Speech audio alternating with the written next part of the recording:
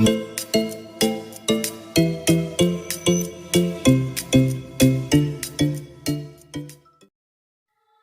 नमस्कार, सत श्री अकाल, आदाब।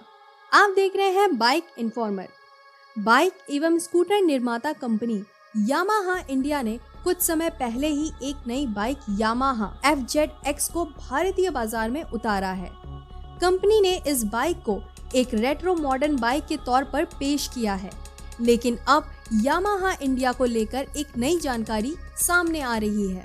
ताजा जानकारी के अनुसार यामाहा 2 नई बाइक्स को बाजार में उतारने की तैयारी कर रही है। इन दोनों बाइक्स को YZF-R सीरीज के तहत लॉन्च किया जाएगा और इसी सीरीज के तहत कंपनी ने 2 ट्रेडमार्क दायर किए हैं।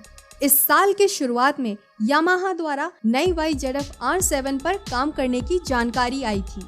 बता दें कि इस बाइक को पहले ही वैश्विक स्तर पर लॉन्च किया जा चुका है।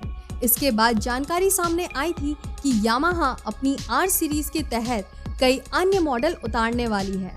जापानी बाजार के लिए ट्रेडमार्क अनुप्रयोग ने R1 से R9 के साथ ही R15, R20 और R25 नामों के संकेत दिए थे और अब कई वैश्विक बाजारों में दायर किए गए ट्रेडमार्क एप्लीकेशन इस बात की ओर संकेत करते हैं कि यामाहा के अगले मॉडल नई R9 और R2 होने वाले हैं। माना जा रहा है कि यामाहा R9 को सबसे पहले बाजार में उतारा जाएगा। ऐसा इसलिए क्योंकि यामाहा के पास पहले से ही MT-09 और ट्रेसर 9 है।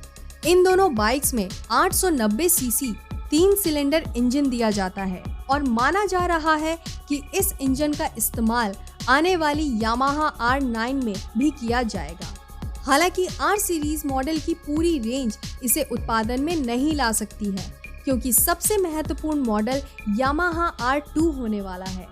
कुछ एशियाई बाजारों में यामाहा पहले से ही R25 की बिक्री कर रही है और यामाहा R3 का एक छोटा वर्जन है।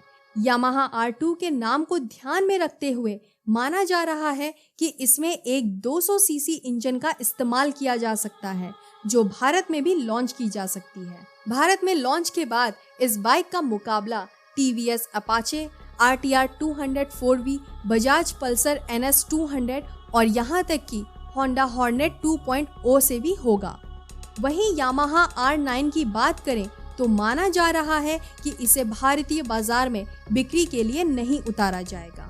हालांकि फिलहाल कंपनी ने इनके बारे में कोई आधिकारिक जानकारी नहीं दी है और फिलहाल ये सिर्फ ट्रेडमार्क फाइलिंग है। यामाहा R9 और R2 को कब लॉन्च किया जाएगा इसकी जानकारी नहीं है। इन बाइक के अलावा हाल ही में जानकारी सामने आई थी कि यामाहा एक इलेक्ट्रिक व्हील्स प्लेटफॉर्म पर भी काम कर रही है।